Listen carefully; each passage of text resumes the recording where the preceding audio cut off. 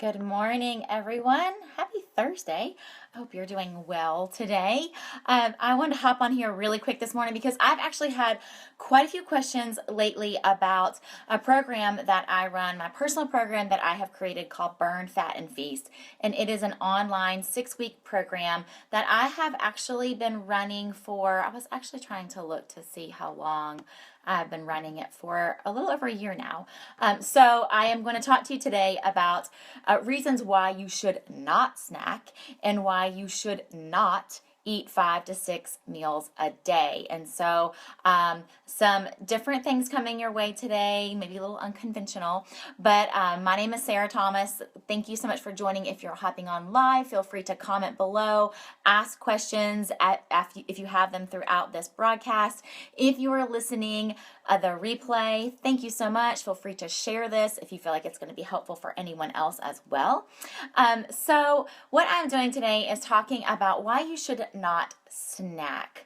Not just because snacks might not be healthy. I'm even talking about healthy snacks here. Why you should not snack, why you should eat fewer meals throughout the day. So not the 5 to 6 meals that we have been taught over the past few years lately to eat throughout the day, every 2 to 3 hours, etc. So again, I'm Sarah Thomas. I'm a fitness instructor. I'm a personal trainer and a nutrition specialist. I'm a mom of 3. I own a fitness business. And so here we go. Let's dive in. So here's the deal. Our bodies were actually made, they were actually created to feast and to famine throughout our day. That's what they were made to do. Our modern medicine actually has told us now that we need to eat all day long, every 2 to 3 hours. But the deal here is that eating all day is not going to rev up your metabolism, and it is not going to steady your blood sugar. It's simply false. And so if you want to do research, do it. I highly encourage you to. There's actually no evidence at all that eating all day increases your metabolism or keeps your blood sugar steady. There's no evidence. So what I'm going to tell you today is what we do know. What we do know about history, what we do know about what we're doing now, and what our bodies are doing while we're eating all day long. So here's what eating all day long does. It minimizes your fat loss, and it creates food dependency in your body. And again, we weren't created to have food dependency. We were created to feast and famine. So it minimizes your fat loss. So when we eat every 2 to 3 hours, our body burns that meal as fuel. So it burns the fuel from our meals rather than our fat stores. And so it's decreasing our fat loss potential because we don't ever give it time to burn fat. We're eating throughout the day. It's working on digesting, and as soon as it's done digesting, we're giving it more food. And so the theory behind eating every 2 to 3 hours is that we're going to burn that food and we're going to put some more in it, so it's a continual burning of fuel. However, this is not how we burn fat. And so if your goal is to burn some fat, we actually need to have more time between our meals. Thanks for joining, guys. So glad to see some of you guys on this morning. So we do need to actually have more time between our meals. And that's what we're designed to do again. So what ends up happening is when we eat every 2 to 3 hours, we end up storing that leftover that we didn't burn as fat and as weight gain. And that is the biggest issue that we have with eating every 2 to 3 hours as far as gaining weight goes. And so the other thing that happens when you eat every 2 to 3 hours or snacking throughout the day, eating your meals and having a morning snack and having an afternoon snack, all those things, is that when you eat throughout the day, your body actually becomes dependent on a constant food supply. So you're teaching it to constantly be dependent on food. And so when you do this, your body eventually loses its ability to tolerate missing a meal.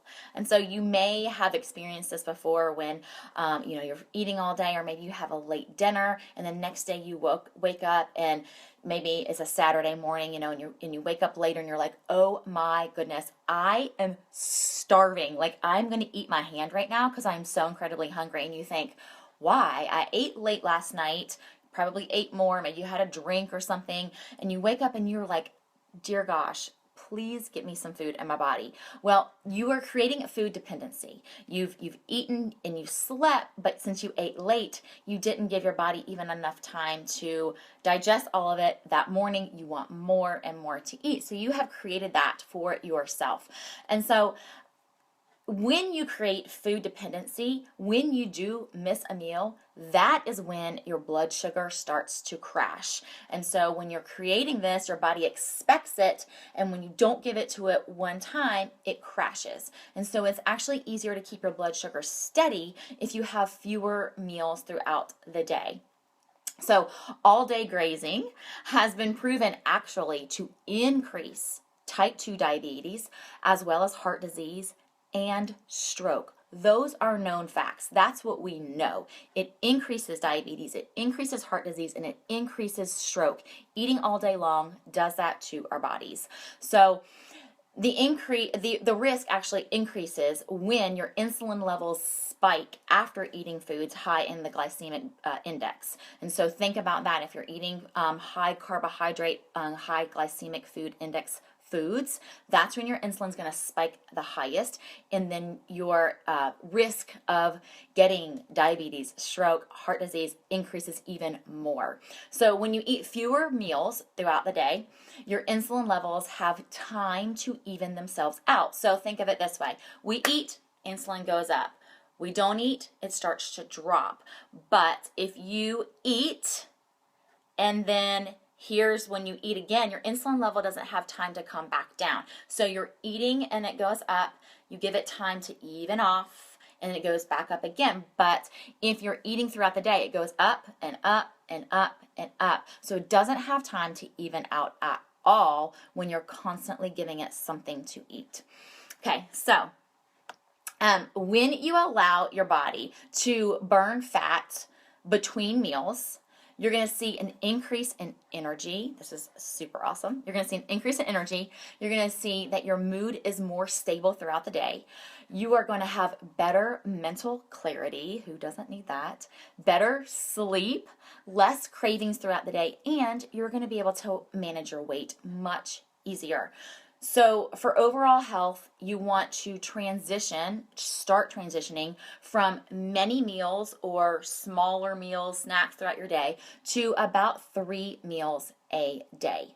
So that is your goal. You're going to start transitioning from this big window of eating a lot throughout the day to eating maybe 3 meals, which is what we did years ago, and it was working well for us. So I do have some tips for actually helping with this transition, but what I'm going to do is I'm going to email those tips to anybody who wants them. So that's what I wanted to share with you today, just the fact that we are minimizing our fat loss, and we are increasing our food dependency by eating all day long and snacking throughout the day.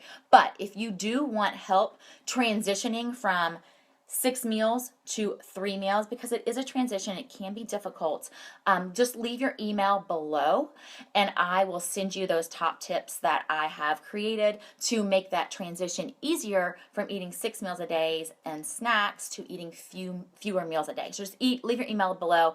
I will leave my email below too if you guys would rather just email me and say, hey, I love your tips. Then I'll just send those out to you as well. So let me know today if you want those tips sent out. And this way of thinking and way of eating is what I've been teaching my clients for 1.5 years now. And I've literally helped, I was looking the other day, it was like 250 clients transition from this train of thought to eating smaller, eating in different windows and time frames. And it not only works for fat loss, but it works for how we feel on the inside.